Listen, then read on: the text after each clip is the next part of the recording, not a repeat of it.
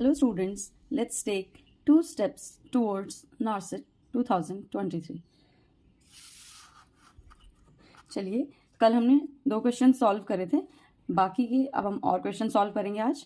ठीक है, देखिए तो क्वेश्चन पढ़ते हैं. सबसे पहले, the nurse reviews a client electrolyte laboratory report and notes that the potassium level is 2.5 mEq per liter. Which patterns should the nurse watch for on the ECG as a result of lab value? Select all that apply. पहली बात basically इस question में ये पूछना चाह रहा है कि एक नर्स ने रिव्यू करा है क्लाइंट की लैब वैल्यूज देखी उसने, और उस नर्स ने उसमें देखा, नोटिस किया मतलब कि जो भी पोटेशियम की वैल्यू है, ये जो भी पोटेशियम का लेवल है ब्लड में वो कितना है 2.5 mEq per liter, जो कि नॉर्मली कितना होना चाहिए 3.5 से 5 mEq per liter, जो कि मैंने आपको प्रीवियस क्लास में बताया है. अब पूछा गया है कि इनमें से कौन से पैटर्न का ईसीजी नर्स को देखने को मिलेगा, कि मतलब हम पढ़ते हैं ना कि इलेक्ट्रोलाइट चेंजेस, जैसे अगर हाइपोकेलीमिया है किसी को, जैसे पोटेशियम का लेवल कम है, तो इसमें कौन सा हमें ईसीजी चेंजेस देखने को मिलेंगे, तो वो चीज़ पूछना चाह रहा है. अब क्वेश्चन मिलेगा सेलेक्ट ऑल दैट अप्लाई, की कुछ भी इनमें से और जितने भी हो सकते हैं वो सेलेक्ट करो. पहला है यू वेव्स की, जो भी हम ईसीजी देखेंगे उसमें यू वेव प्रेजेंट होगी. ठीक है, तो बेसिकली अगर आप देखो ईसीजी में यू वेव आपको इतनी देखने को कभी नहीं मिलेगी नॉर्मली. ठीक है, बहुत रेयरली मिलती है. अगर यू वेव मिल रही है तो वो क्या बताता है, हमारा हाइपोकेलीमिया का एक साइन है. ठीक है, तो ईसीजी में हमें यू वेव मिल रही है, तो फर्स्ट ऑप्शन आपका एक तो आंसर हो गया. सेकंड लिखा है एब्सेंट पी वेव्स की, जो भी पी वेव्स है वो क्या हो रखी है, पर्सन की एब्सेंट हो रखी है. यहाँ पर एब्सेंट की जगह पे हमारे यहाँ पर क्या होना था, फ्लैटेंड पी वेव्स, तो ये ऑप्शन आंसर नहीं होगा. नेक्स्ट ऑप्शन है हमारा inverted T waves. Inverted T waves का मतलब है जो भी टी वेव्स हमें नॉर्मली, देखो ईसीजी में आपको बताती हूँ कैसे देखिएगी, यहाँ पे नॉर्मली कैसे देखने को मिलती है हमारी P wave, Q R S, T. एक नॉर्मल ईसीजी है जिसमें ये पी, ये Q, this is R, this is S and this is T. अब हमने क्या बोला है, हाइपोकेलीमिया में जब भी पोटेशियम का लेवल ब्लड में कम होगा तो ये जो पी वेव है ये फ्लैट हो जाती है, शैलो हो जाती है. ठीक है, ऐसे आपको ऐसे देखने को नहीं मिलेगी, अपवर्ड उसमें नहीं देखने को मिलेगी. जबकि ये जो हमारा एसटी सेगमेंट है, एस और टी, ये क्या हो जाएगा, हमारा डिप्रेस देखने को मिलेगा. अभी कैसे देखने को मिल रहा है आपको, ऊपर भी देखने को मिल रहा है, ये भी थोड़ा ऐसे देखने को मिल रहा है, लेकिन इसमें क्या हो जाएगा, नीचे की साइड मुड़ जाएगा. और टी वेव कैसे हो जाएगी, इन्वर्टेड, ऐसे अपवर्ड मोशन में अभी, लेकिन आप कैसे हो जाएगी, ऐसे देखने को मिलेगी. ठीक है, और लास्ट में एक यू वेव फॉर्म हो जाएगी.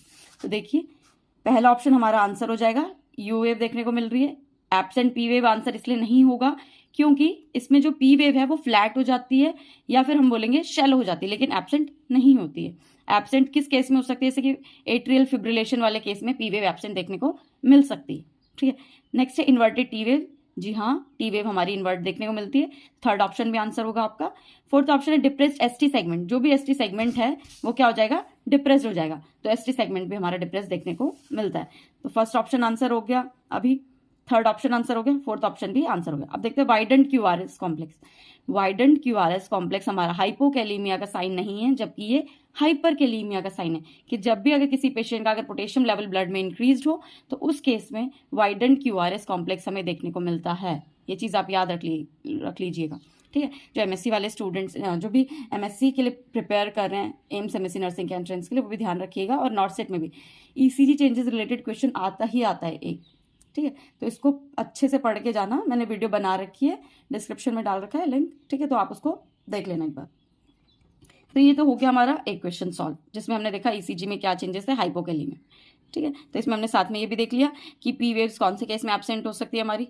ठीक है, क्यूआरएस कॉम्प्लेक्स कब वाइड हो सकता है, कब हो सकता है, जब हमारा पेशेंट हाइपरकेलीमिया में. ठीक है, next question is potassium chloride IV is prescribed for a client with heart failure experiencing hypokalemia. Which action should the nurse take to plan for preparation and administration of the potassium? Select all that apply. तो question में ये पूछा गया है basically कि एक patient है जो हार्ट फेलियर का पेशेंट है, और उस हार्ट फेलियर के पेशेंट को क्या हो रहा है, हाइपोकेलीमिया हो रहा है, मतलब पोटेशियम का लेवल ब्लड में कम हो रहा है. तो उस पेशेंट को क्या प्रिस्क्राइब कर रखा है डॉक्टर ने, पोटेशियम क्लोराइड, मतलब KCl. ठीक है, और कैसे देना, उसको IV देना है. हम अलग अलग टाइप से हम पोटेशियम क्लोराइड दे सकते हैं, ओरली भी दे सकते हैं ना. तो अभी डॉक्टर ने क्या बोला है, IV उसको प्रिस्क्राइब करवा रखा है. तो क्वेश्चन ये पूछा गया है, इनमें से कौन कौन से एक्शन नर्स लेगी जब वो KCl देने के लिए पेशेंट को प्रिपेयर कर रही होगी या एडमिनिस्ट्रेशन के लिए प्रिपेयर कर रही होगी. ठीक है, तो देखते हैं. सेलेक्ट ऑल दैट अप्लाई वाला क्वेश्चन है, मतलब एक ऑप्शन आंसर नहीं होगा, एक से ज़्यादा ऑप्शन आंसर हो. स्टूडेंट्स, तो अब ऑप्शंस देखते हैं। ऑप्शन में पहला ऑप्शन है obtain an IV infusion pump, कि जब भी अगर आपको किसी पर्सन को पोटेशियम क्लोराइड इन्फ्यूज करना है तो हमेशा इन्फ्यूजन पंप या सिरिंज पंप के थ्रू देना है। तो बिल्कुल सही बोला गया है, जब भी आप किसी को पोटेशियम क्लोराइड दे रहे हो तो हमेशा सिरिंज पंप के थ्रू देना है। दूसरा पॉइंट इसमें याद रख लीजिएगा, हमेशा कभी भी आईवी बोलस नहीं देना होता है, हमेशा डाइल्यूटेड फॉर्म में देना है, स्लोली इन्फ्यूज करना है और सिरिंज पंप के थ्रू इन्फ्यूज करना है। ठीक है। दूसरी चीज, जब भी आपका पेशेंट पोटेशियम क्लोराइड दे रहे हो, कोई भी पोटेशियम सप्लीमेंट दे रहे हो, तो क्या करना है, पेशेंट का यूरिन आउटपुट मेजर करना है, क्योंकि ये पेशेंट के यूरिन आउटपुट को खराब कर सकता है, किडनी का फंक्शन भी खराब कर सकता है। तो पोटेशियम क्लोराइड जब भी चल रहा हो तो यूरिन आउटपुट भी आरली हमें देखना होगा, मॉनिटर करना होगा। तो नॉर्मली किसी भी पर्सन का पर आर का यूरिन आउटपुट 30 ml पर आर होता है, लेकिन अगर उस पर्सन का urine output less than 30 ml पर आर आ रहा है, अगर उसको KCL चल रहा है तो वो नॉर्मल नहीं है। ठीक है, तो एक पॉइंट ये याद रख लीजिएगा। दूसरा पॉइंट है कि हमेशा डाइल्यूटेड फॉर्म में देना है, कभी भी उसको डायरेक्टली नहीं लगाना है, आईवी बोलस नहीं देना है। ये पॉइंट मैंने यहाँ पर मेंशन कर रखा है। दूसरी चीज, जो भी हमारा KCL होता है, ये एक वेसिकेंट ड्रग होती है। जो भी वेसिकेंट ड्रग्स की कैटेगरी में आते हैं, वो क्या करती है, हमारी वेन्स को, ये जो भी हमारी ब्लड वेसल्स होती है उनको क्या करती है, इरिटेट करती है। अब इरिटेट का मतलब यहाँ पर ये है कि मान लो सपोज ये ब्लड वेसल है और हम ये ड्रग दे रहे हैं, अंदर ड्रग जा रही है, तो ये ड्रग क्या करेगी, इसके अंदर जो भी टिश्यूज है इनर लाइनिंग में, उनको डैमेज करना शुरू करेगी। जब इनको डैमेज करेगी तो वो क्या करेगा, यहाँ पर डैमेज होने लगे। अभी टिश्यू अगर यहाँ पर डैमेज होंगे, इन्फ्लेम्ड होंगे, तो इसको हम क्या टर्म देंगे, फ्लेबाइटिस, इन्फ्लामेशन ऑफ वेन्स। ठीक है, इन्फ्लेम्ड हो जाएगी हमारी वेन। जब ये इन्फ्लेम्ड होगी तो यहाँ पर लीकी चैनल्स कॉज हो सकते हैं। अब इन लीकी चैनल्स की वजह से जो भी अंदर फ्लूइड था, ये कहाँ शिफ्ट हो सकता है, बाहर शिफ्ट हो सकता है, अंदर से इंट्रावेस्कुलरली एक्स्ट्रावेस्कुलरली जाने की कोशिश करेगा, जिसको हम एक टर्म दे देंगे, जिसको हम क्या बोलेंगे, इनफिल्ट्रेशन। ठीक है, तो इनफिल्ट्रेशन और फ्लेबाइटिस, एक और चीज याद रख लेना, ये हमारा आईवी जो भी आप कैनुला लगाते हो उसका भी एक कॉम्प्लिकेशन होता है। ठीक है, ये आपको अलग से मैं भी बता रही हूँ। ठीक है, तो अब ऑप्शंस देख लेते हैं। तो फर्स्ट ऑप्शन हमने बोला हमारा आंसर है, क्यों, क्योंकि इसमें लिखा है इन्फ्यूजन पंप के थ्रू देना है, सिरिंज पंप के थ्रू इन्फ्यूज करना है, स्लोली स्लोली, है ना। तो ऑप्शन हमारा आंसर हो गया। सेकंड ऑप्शन है monitor urine output during administration, कि जब भी आप ड्रग दे रहे हो तो यूरिन आउटपुट मॉनिटर करना है। तो यूरिन आउटपुट हम मॉनिटर करेंगे। यूरिन आउटपुट हमेशा 30 ml पर आर होना चाहिए नॉर्मली। अगर लेस देन 30 ml पर आर है तो आप जो भी आपके हेल्थ केयर प्रोवाइडर है उनको नोटिफाई करोगे। थर्ड ऑप्शन है prepare the medication for bolus administration, तो बोलस एडमिनिस्ट्रेशन वाला ऑप्शन नहीं होगा। क्यों, क्योंकि बोलस एडमिनिस्ट्रेशन कभी करते ही नहीं है, हमेशा कैसे देना है, स्लोली देना है, सिरिंज पंप या इन्फ्यूजन पंप के थ्रू देना है। अगर आप बोलस दोगे तो किस चीज के चांसेस हो सकते हैं पेशेंट में, कार्डिक अरेस्ट या कार्डिक डिसरिथमियाज के। तो इसलिए एक और पॉइंट यहाँ पर याद रखिएगा, जब भी किसी पेशेंट को कैल्शियम ग्लूकोनेट या पोटेशियम क्लोराइड ऐसी ड्रग्स चलती है तो हमेशा पेशेंट आपका कार्डिक मॉनिटरिंग पे होना चाहिए। क्यों, क्योंकि हमें देखना होता है कुछ ECG चेंजेस तो नहीं आ रहे हैं। ठीक है, क्योंकि कार्डिक अरेस्ट का या कार्डिक डिसरिथमियाज का रिस्क हो सकता है। तो फर्स्ट ऑप्शन आंसर हुआ अभी तक, सेकेंड ऑप्शन आंसर हुआ। ठीक है, थर्ड ऑप्शन आंसर नहीं हुआ क्योंकि बोलस नहीं देते। फोर्थ ऑप्शन पढ़ते हैं, monitor the IV site for signs of infiltration और फ्लेबाइटिस, कि जो भी आईवी साइट है हमारी, जहां पर भी कैनुला लगा हुआ है, वहां पर हम क्या देखेंगे, कोई इन्फिल्ट्रेशन या फ्लेबाइटिस तो नहीं हो रहा है। तो जी हाँ, हम देखेंगे, क्योंकि ये ड्रग एक वेसिकेंट कैटेगरी की ड्रग है और इरिटेटिंग ड्रग होती है जो कि हमारी वेन्स को इरिटेट करके फ्लेबाइटिस या इन्फिल्ट्रेशन कॉज करवा सकती है। फोर्थ ऑप्शन भी आंसर हुआ। नेक्स्ट ऑप्शन है हमारा ensure that the medication is diluted in the appropriate volume of fluid, कि जो भी मेडिकेशन है वो अप्रोप्रिएट वॉल्यूम ऑफ फ्लूइड में डाइल्यूटेड होनी चाहिए, मतलब डाइल्यूशन होना चाहिए।